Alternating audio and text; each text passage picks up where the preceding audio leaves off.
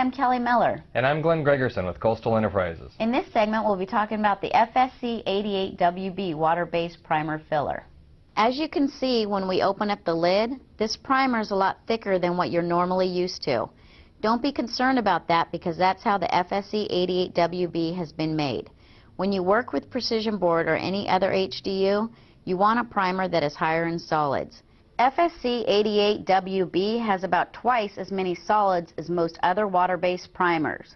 This means when you prime with 88 WB, you're left with about twice the amount of dry material on the board compared to other primers. This means less priming, less production time, and that means a more profitable job. Another nice thing about 88 WB is that it doesn't separate or skin over. You get the same consistency throughout the whole gallon while you are working with it. And if you want to use it as an all-purpose primer, you just thin it down about 45% with water. Then you can use it on wood, metal, styrene, or any other type of material. This means you get about 2 gallons of primer for the price of 1. And if you'd like to use it to fill seams, it's also great for that. Just put it on something absorbent, like wood or cardboard, let it body up a bit, and you can fill small seams, nicks, glue lines, and etc. Of course, we also have the FSC-360, which is our putty grade material for larger cracks and repair work.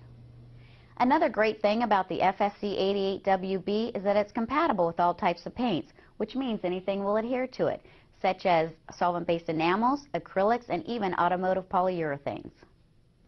A lot of people think that because FSC-88 WB is so much thicker than other primers, that you're limited in the way that you can apply it.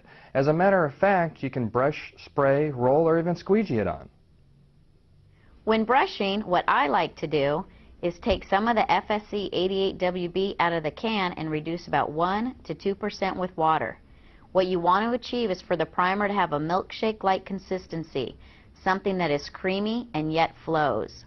When mixing, if it's not the right consistency, add a little more water. When applying, make sure to wet out all the cells. This means to prime in a couple different directions first to make sure that the primer is pushed down into the cut cells. Then brush in one direction and make sure that you are applying enough primer so your coat will look creamy. When you have a creamy looking coat, and you'll know what that is when you see it, then walk away. If you continue to work with it, it will start disrupting what you did. The primer starts to set up pretty fast. As Glenn mentioned before, wait about 20 to 30 minutes or until tack-free, then apply a second creamy coat if necessary. Do not sand in between coats. You want and need enough primer on the precision board to do all the sanding in the primer. Because you don't have to sand in between coats, you save money because of less production time. When rolling FSC-88 WB, reduce it with water to a milkshake-like consistency as Kelly mentioned earlier. Using a short nap roller, apply a smooth, creamy coat, making sure to work it into the cells of the precision board. Do not use a foam roller as it will pick the primer back up, resulting in a thin mill build and not enough primer thickness to sand smooth. This is sometimes indicated by a textured orange peel surface. If you've used a foam roller before, you'll know exactly what I'm talking about.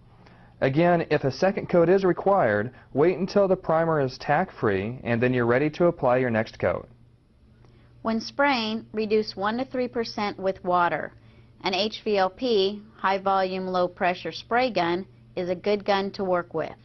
Make sure to use as large of a spray tip as possible and try not to reduce more than necessary because the more you reduce, the more it will be like an all-purpose primer and the more priming you'll have to do. If it spatters when coming out of the gun or is drying too fast when it hits the board, try thinning a little more with water or turn down the pressure. If you need further assistance, call our technical department. You can also use a squeegee to apply FSC-88 WB. One of the great things is how versatile 88 WB is. Many types of squeegees can be used, such as drywall, vinyl, the spatula type. It just depends on your personal preference. You can either use it right out of the can or slightly reduce it with water. To start the process, pour WB directly onto the precision board surface, then take a standard short nap roller and evenly roll it out to cover the entire piece. Be sure to work it into the surface while rolling it out to achieve total surface wet out like we talked about earlier. Using a light hand, pull the primer across the board with the squeegee to get a nice, flat, even surface. This may take a little practice, but once you have this down, the squeegee method can really speed things up. You can make precision board look like wood or any other substrate, but don't expect it to dry like wood. The drying of FSC-88WB or any water-based product is very important when working with precision board or any other substrate. Just like we talked about in the precision board section, precision board is a closed cell product and everything dries through the top. We recommend putting the prime piece under a shop fan for at least 4 hours before sanding. Yes, FSC-88WB does dry faster than most other water-based primers because of the high amount of solids. However, drying time will vary in different parts of the country depending on heat and humidity. Now that the sign has been sitting under the fan for 4 hours, it is ready to test to make sure the primer is dry. We recommend sanding with 220 grit sandpaper in a couple of different areas across your sign. It's a good idea to do it in several areas since it's possible the primer has been applied in different thicknesses. If any balling or streaking occurs on your sandpaper, then put the item back under the shop fan for a little while longer. When the primer is completely dry in all areas, it will powder when sanded. At this point, you are ready to completely sand the rest of your sign. After sanding, the last thing to do before painting or masking, even if your sign has sat for 1 month, a day, or was just sanded, is to place it back under the shop fan for at least 1 hour. Having the fan blow over the prime sign for at least an hour will prevent any complications from moisture reabsorption. Moisture reabsorption is caused from moisture in the air returning back into the dried primer. Moisture is always looking for a dry place to go. As we all know, the same thing is happening with wood. While we've controlled the little amount of water we've manufactured into the WB primer, we cannot control the amount of water out there in the environment. So, always use a shop fan. As we have mentioned, precision board is a closed cell material that does not absorb anything. This is a great feature of precision board that allows it to outlast wood by at least 10 times. However, since precision board does not absorb like wood, it must be primed and painted differently with different considerations. If materials like primers are not allowed to fully dry during the priming and painting process, blistering will usually occur. Delamination can also occur from applying any mask, such as sandblast, router, or spray mask over the primer or paint before it is totally dry. Let's take these situations one at a time. Usually, paint blistering is caused from applying paint over the primer before the primer has completely dried. Since precision board does not absorb anything, the vapor drive of the drying primer cannot go any other way but out. When this outgassing pushes up against the paint hard enough, it stretches the paint and creates a blister. This blister will be a combination of primer and paint.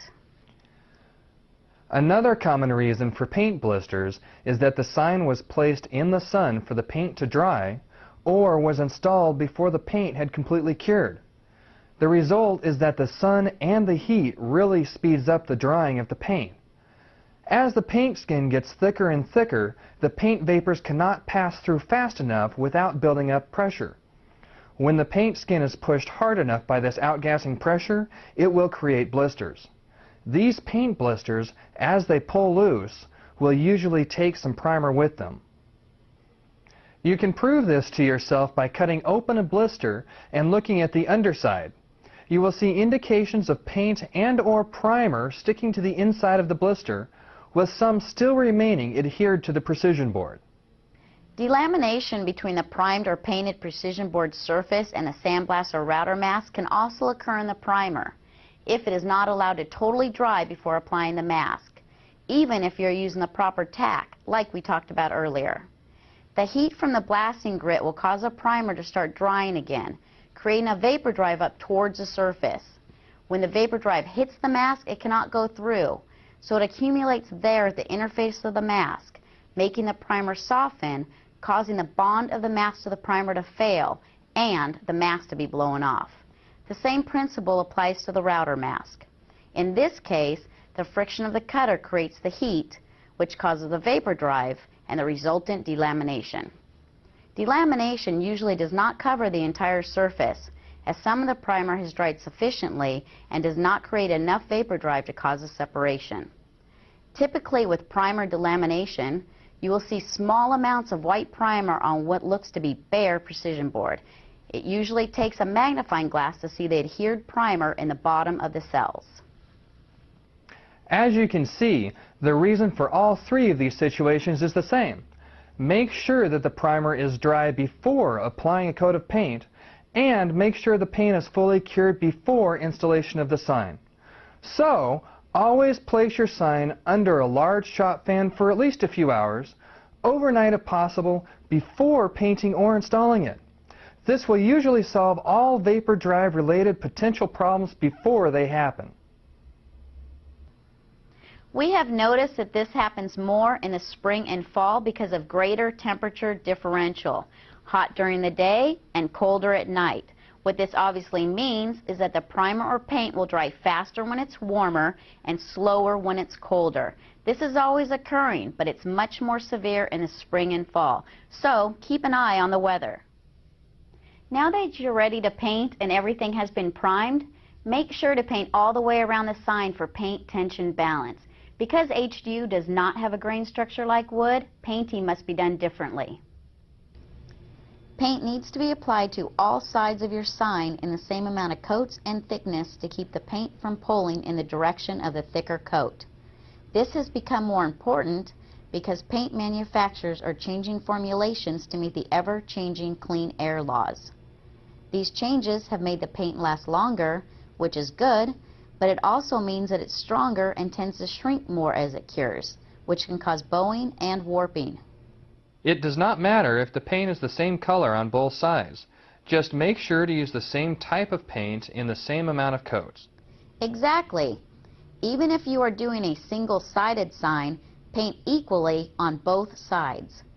This is a good time to use those not-so-popular colors that you have sitting around your shop on the back side of your sign. Before we end this segment, there are a few things that we'd like to mention. The FSC-88WB has a shelf life of about 2 years, and like all water-based products, should not be allowed to freeze. When sandblasting, make sure to use a medium tack mask for pre-primed surfaces and a high tack for unprimed. Because of the closed cell nature of HDU, not all paints and primers will adhere directly to it. That's one of the reasons that we recommend using FSC-88WB. Since we formulated it for precision board, we know that it will adhere for the long term. If you want to learn more about the cellular makeup of HDU, then check out the precision board section of this video.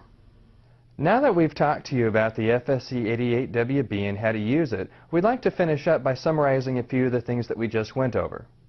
You can brush, spray, roll, or squeegee it, slightly reduce with water, and apply in a creamy coat. Do not sand between coats. You want and need the primer thickness. It's compatible with all types of paints. Make sure to use a shop fan over the surface before painting or masking. Do not dry outside. Do not go too fast. Allow for adequate drying time. Paint all the way around sign for paint tension balance. If you ever have any questions, please call our 800 number. We have a great technical department just waiting to help. Thank you for your time and for using Precision Board products.